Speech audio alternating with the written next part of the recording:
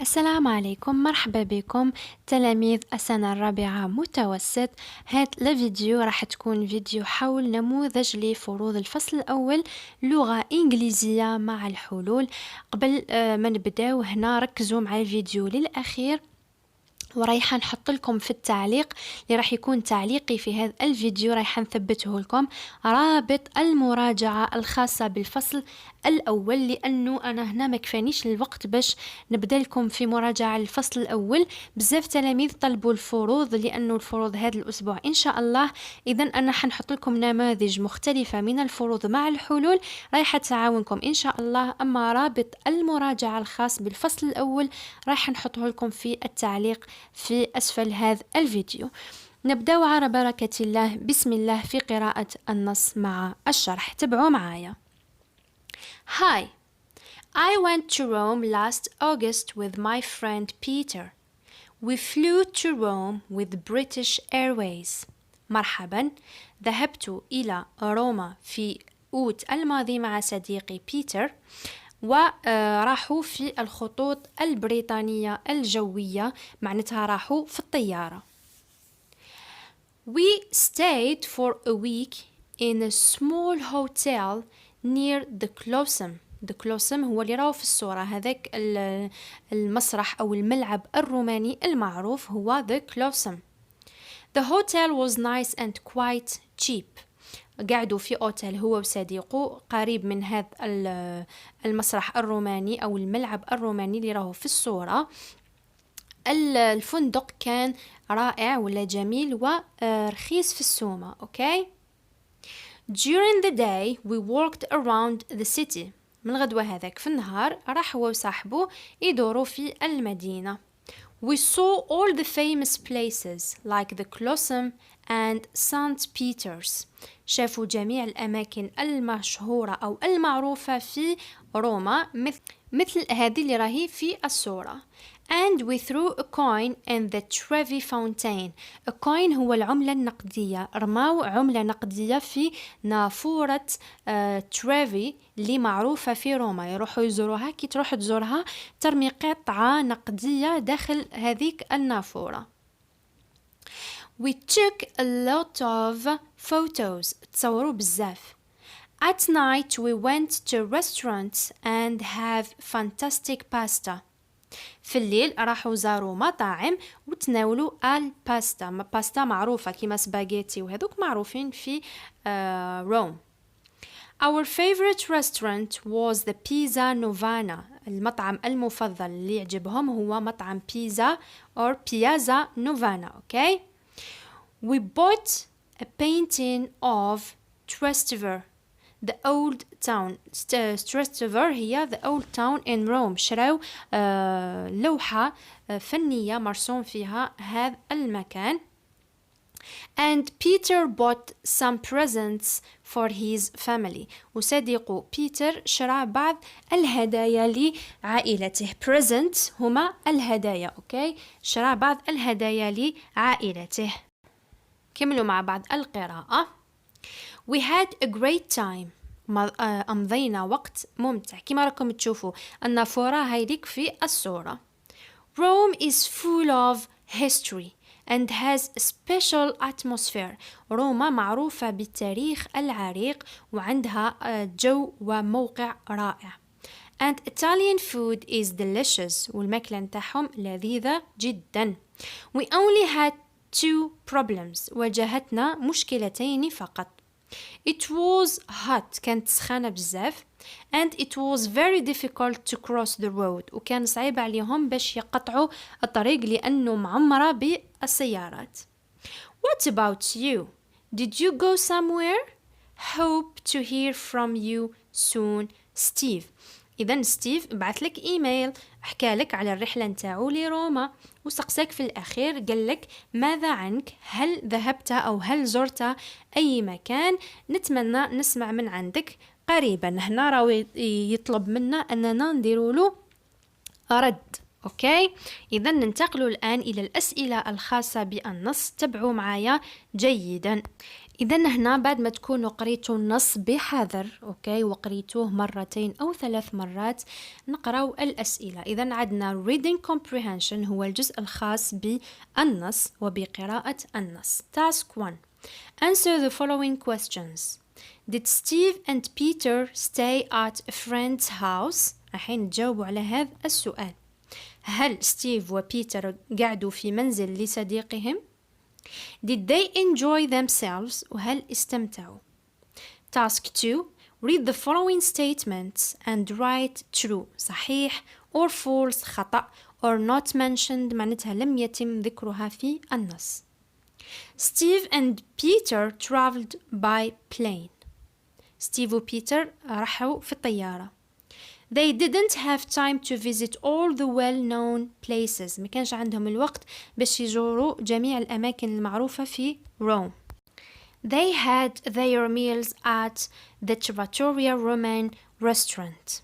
الوجبات نتاعهم كانوا يأكلوهم في مطعم تراتوريا. صحيح أم خطأ أم لم يتم ذكرها؟ نروحوا للتاسك 3. Match the words in the column A with their equivalents in column B. الحين نربط الكلمات من الخانة A مع الكلمات التي تناسبها أو متساوية معها في المعنى في الخانة B. عندنا cheap, famous, fantastic and difficult. عندنا wonderful, hard, inexpensive and well known. شرح لهذه المفردات رايحين نربطوا كل كلمة مع المفردة اللي توالمها وتناسبها من الخانة A مع الخانة B. ننتقل الآن إلى الجزء الخاص بالقواعد اللي هو Mastery of Language. Task 1. Complete this table with base or strong adjectives. base and strong adjectives رايحين تلقاوهم في المراجعة اللي راح نحط لكم الرابط نتاعها. عندنا huge وشنو هو البيز adjective نتاعو. عندنا very small نحوسو على strong adjective نتاعو. وعندنا gorgeous نجيبو البيز adjective نتاعو. very tasty نجيبو strong adjective نتاعو. كاين some adjectives راهم في النص. حاولوا تقراو النص بحذر وبتمعن. ننتقل الآن إلى السؤال الثاني. Write the correct form of the verb between brackets or write the correct form of the verbs in brackets. رايحين نصرفوا الأفعال اللي بين قوسين. هنا أثناء تصريف الأفعال نقرأ قبل الجملة وبعدها باش نعرفوا الزمن اللي رايحين نصرفوا فيه الفعل بطريقة صحيحة. Last spring, my friends and I visited the Sahara. The first week we to stay at a friend's house in Gardaya, and the second week we to go to Janet. Next year we to visit other fascinating places. هنا تصرفوا الأفعال تقرأوا وش كاين قبل الجملة وش كاين بعدها باش تعرفوا الزمن الصحيح لتصريف الأفعال. Task 3. Find in the text words that have consonant clusters. Consonant clusters اللي هما التقاء 2 من الكونسونانتس سواء في بداية الجملة أو في وسطها أو في آخرها. ننتقل الآن للجزء الأخير من الوضعية الإدماجية. You received a letter from your friend. تلقيت إيميل أو رسالة من صديق لك يريدك أن تخبره أو أن تخبرها about her or his holidays. She would like to know how you spent your holidays. Write her or him a letter to tell him or her what you did.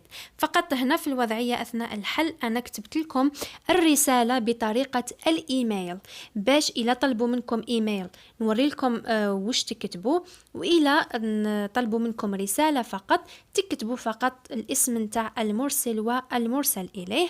أما إلا كانت بطريقة إيميل فالفيديو راح تشوفوا فيه طريقة كتابة إيميل.